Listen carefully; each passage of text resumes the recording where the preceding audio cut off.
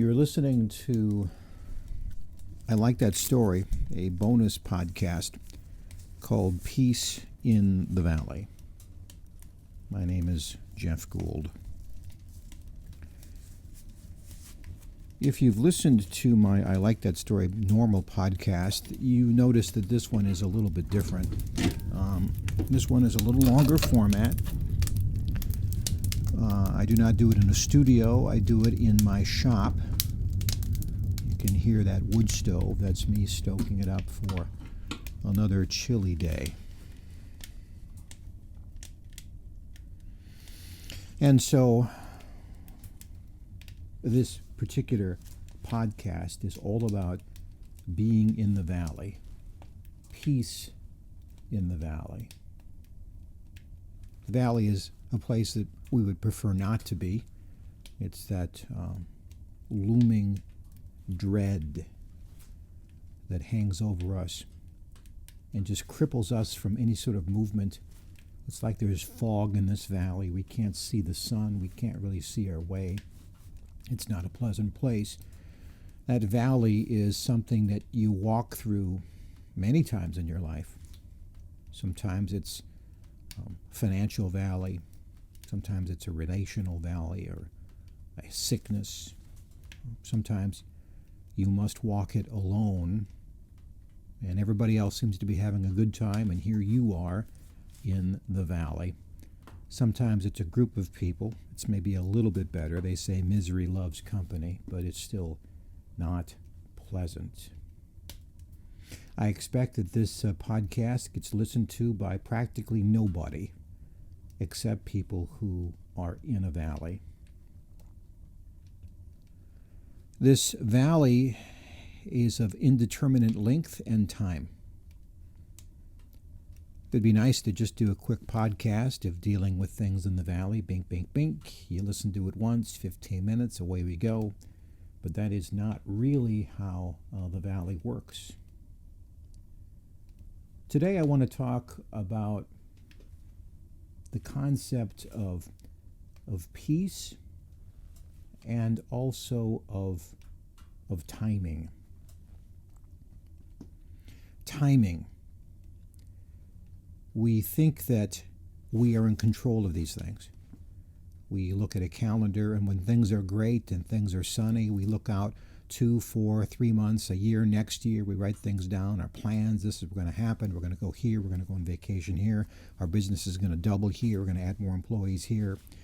And that is simply wrong thinking, because we are not in control of those tomorrows. We think we are, but we're not. And then we get into a valley and we don't even think we'll get today. And again, that is wrong. We are not in control of our tomorrows. We have a tendency to think things will be perfect when they're perfect, and we have a tendency to think that things will be continually horrible when they're horrible. And both of those perceptions are wrong.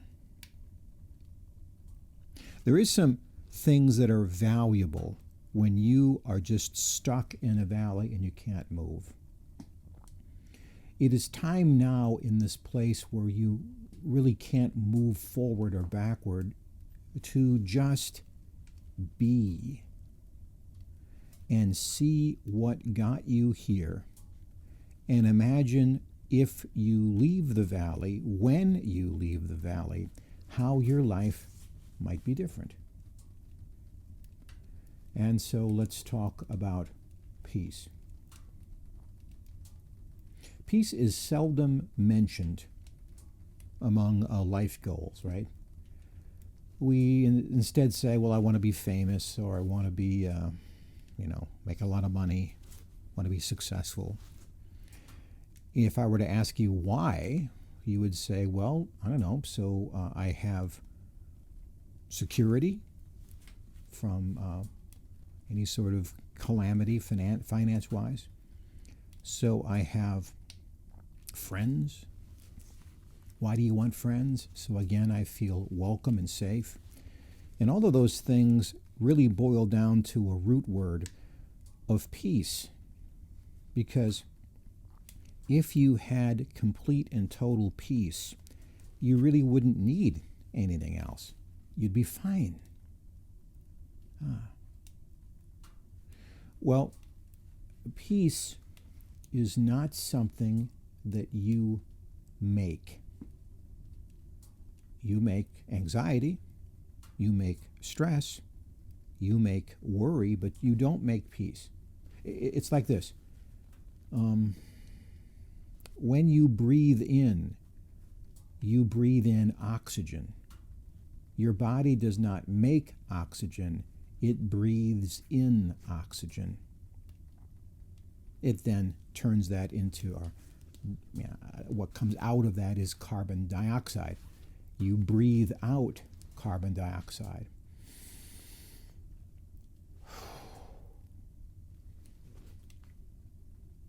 That simple breathing motion, breathing in, also illustrates what happens with peace. You breathe in peace.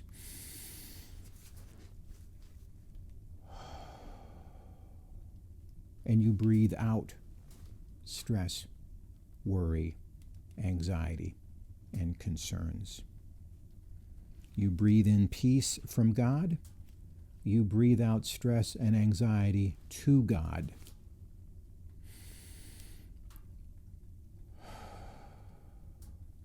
And the truth is, when life is good, we are not paying attention to any of that.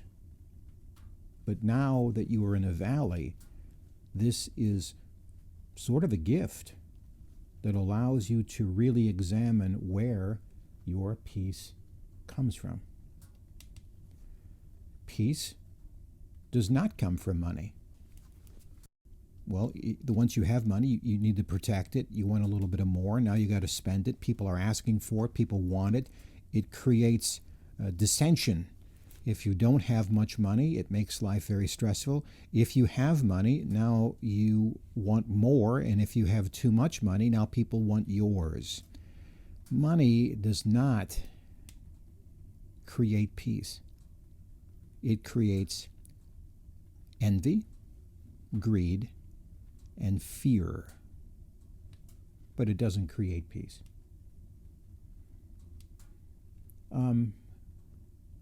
Doing what you want. This, you would think, would give you peace, but it doesn't either.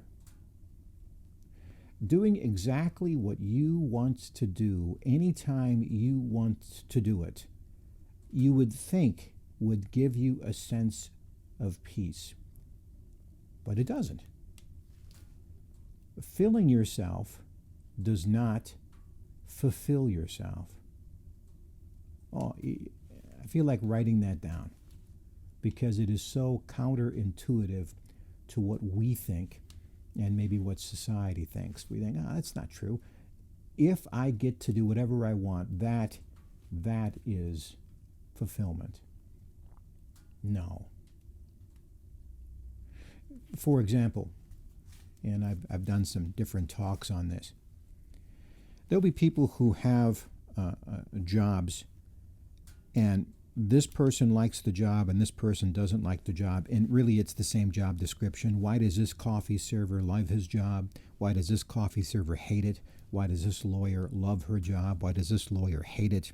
Doctors, fill in the blank. Any different occupation, you know people in it who love it and people who don't. And it seems that the people who are in it for themselves, the money I will make, the commission I will make, the benefit package I will make, the retirement plan that I will get, my savings, my back, my aching feet, me. That filling of yourself does not fill yourself, nor does it create peace. Peace doesn't come from other people. You think, well, when the whole family gets together, boy, we'll just have a great old time. There will be peace. Well, maybe your family's different than mine, but when family gets together, you don't get peace. You get dissension. You get all kinds of drama. There is that sense of community. You can get a feeling of love and togetherness from family, but really peace is not involved in the gathering of family.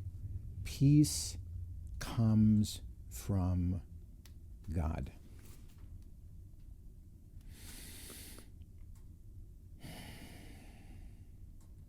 And in this place, in this valley that we're in, while we are waiting for the sun to shine, while we are walking step by step into a place we do not know where the future is, we walk in hopes that we will eventually emerge from this valley, and you will. And in this walk, we understand, maybe like we couldn't understand any other way, where peace really comes from. So that when our life gets back on track, maybe now we can realign our day and our priorities so that we are seeking what we truly want: peace.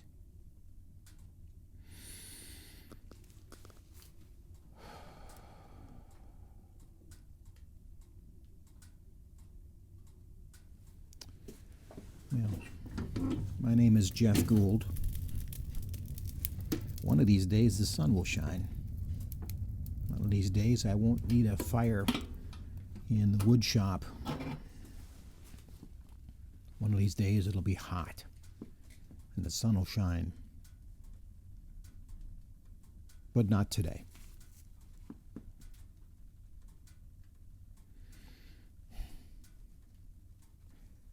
I'll see you next time.